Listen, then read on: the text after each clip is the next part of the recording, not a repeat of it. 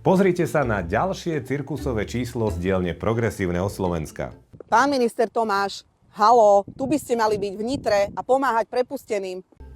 Haló, pani Petrík, a čo tak namiesto kamery pozrieť sa do zrkadla? Jaj, to by ste nemohli klamať a naplňať tak hlavnú úlohu vyhlásenú vašim kapitánom. Škodiť, lebo to je trochu rola tej opozície. No a práve svojim lídrom sa zjavne pani Petrík inšpirovala aj pri tejto ďalšej tragikomédii. Pamätáte sa ešte, ako pán Šimečka na 1. mája v minulom roku škodil pred fabrikou ZKV Krušovce, rovnako ako teraz pani Petrík pred spoločnosťou Foxconn v Nitre.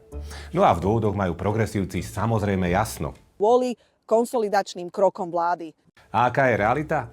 Obe fabriky deklarovali, že ich situáciu nezhoršili kroky vlády, ale pokles objednávok. Ale čo je dôležitejšie, v ZKV Krušovce napokon k žiadnemu hromadnému prepúšťaniu nedošlo. Naopak, fabrika naberá 150 až 200 nových zamestnancov. Myslíte si, že sa pán Šimečka ospravedlnil? Samozrejme, že nie. No a podobný vývoj je aj v nitrianskej spoločnosti Foxconn. Teda ani zďaleka nebude prepustených toľko ľudí, koľko bolo pôvodne nahlásených. Navyše priamo v Nitre je voľných vyše 3400 pracovných miest vhodných pre prepustených zamestnancov a sú pre nich naplánované burzy práce. Ako to všetko viem? Lebo aj v tomto prípade sa o situáciu aktívne zaujímame a pomáhame.